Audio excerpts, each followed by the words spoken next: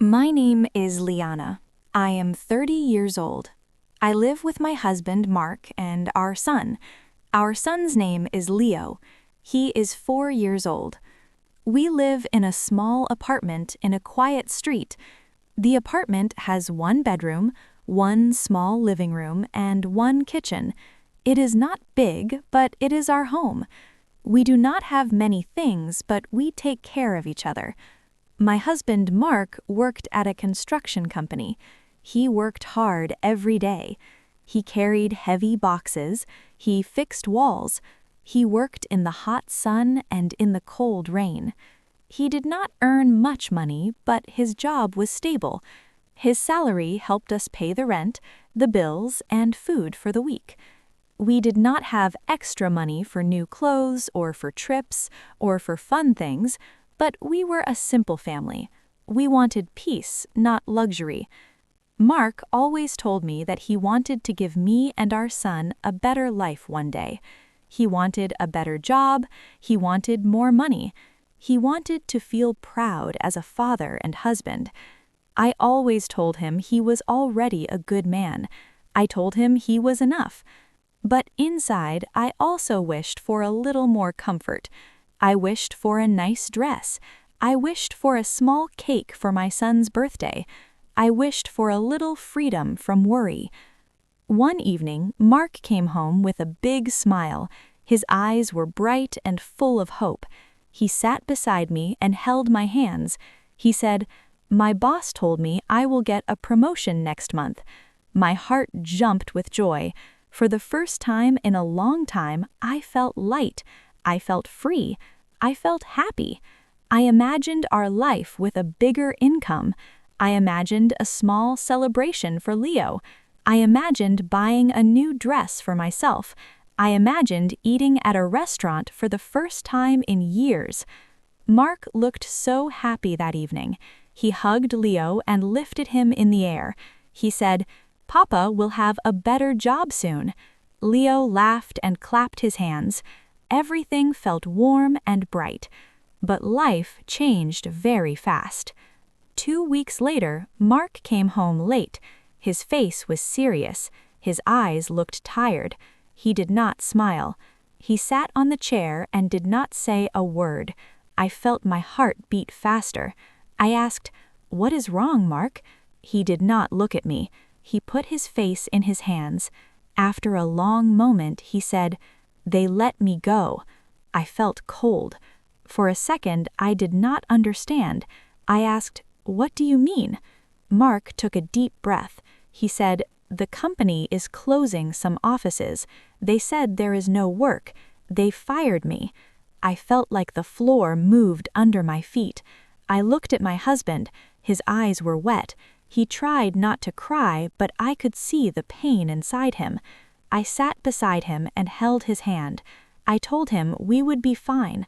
I told him he would find a new job. But inside, I was scared. Our life was already hard. Now it felt impossible. That night, I could not sleep. I looked at the ceiling for hours. I thought about the rent. I thought about the bills. I thought about our son. I thought about the money we had saved. It was not much. Maybe it could help for 1 or 2 months. After that, I did not know what would happen. I tried to be quiet because I did not want Mark to feel worse. I knew he already felt like he had failed us. I did not want him to see my fear. The next morning, Mark woke up very early. He said he would start looking for work right away. He took his old laptop and sat at the table. He sent many CVs. He wrote emails. He checked job websites. He called companies and asked for openings. He left the house for interviews. He walked from place to place under the hot sun. He came home tired every evening. When I asked, "Did you get the job?" he always said, "No, not yet." Each day he looked more worried. His shoulders became heavy. His eyes became dark. His voice became quiet. Weeks passed. The savings became smaller. I cooked cheaper food. Sometimes we ate the same meal for 2 days. I cut old clothes to fix new ones for Leo. His shoes broke, so I fixed them with glue. I did not buy anything for myself. I did not buy snacks. I did not buy makeup. I did not even buy a new spoon when one broke. I tried to save every small coin. One day, I took off my ring and looked at it. It was not expensive, but it was important to me. When I bought it, it felt like a promise. But now, we needed money more than a ring. I sold it to pay for the rent and the bills. I cried after selling it, but I told myself it was for my family. One afternoon, my friend Sarah came to visit. She saw me cooking. She tasted the food and said, "Liana, this is very good.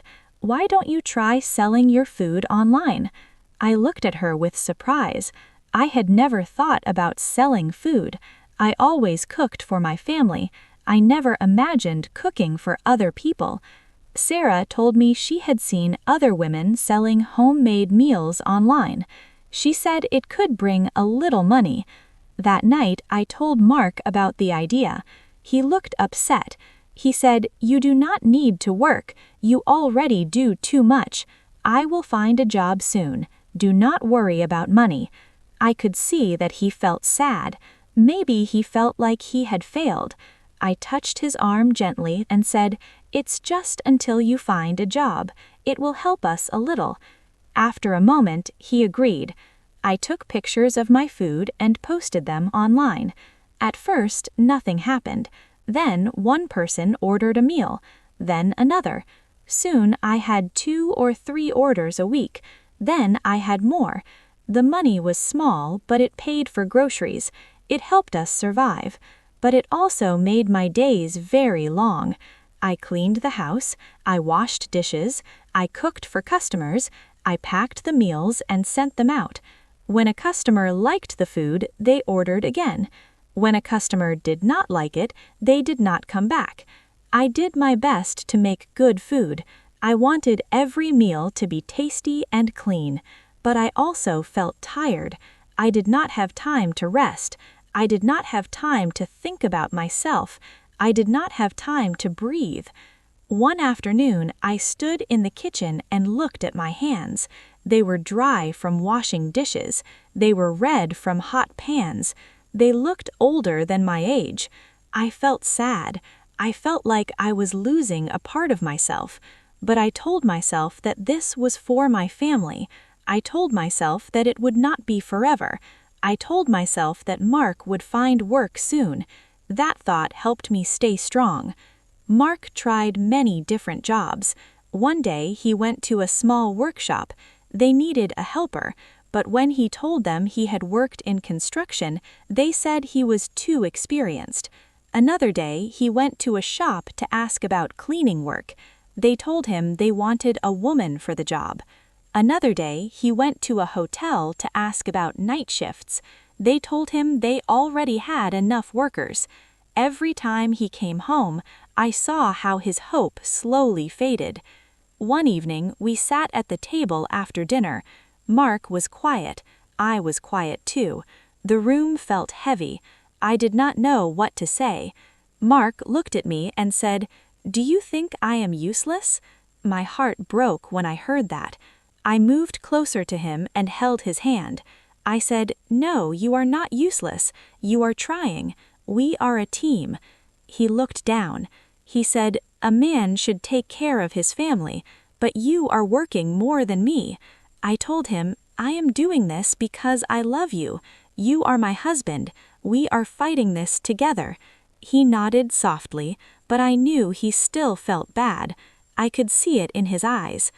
2 months passed, and the stress grew in our home. Our son Leo was still young, so he did not understand what was happening, but sometimes he looked at us with confused eyes. He saw us tired, he saw us quiet, he saw us worried. He often came to me and said, "Mama, are you okay?" I smiled and told him yes, even when I wanted to cry. I did not want him to feel scared. One night, I got a call from the landlord. He said we were late with the rent. I told him we would pay in a few days. After the call, my hands shook. I felt pressure in my chest. I knew we had no money left. I knew we had 1 or 2 days to fix the rent. I cooked dinner, but my mind was full of fear. Leo began to cry in his room. Oil in the pan spilled on my hand, and it burned me. I felt pain. I felt tired. I felt lost. Mark walked into the kitchen. He looked at me. I felt something inside me break. I said, "Mark, what are you doing? You said you would find a job. I work all day. I cook. I sell food. I take care of everything. And I am still the one worrying about money. I am tired." My voice was louder than normal. My chest was tight. My eyes were wet. I felt like I had carried too much for too long. I felt like I was falling.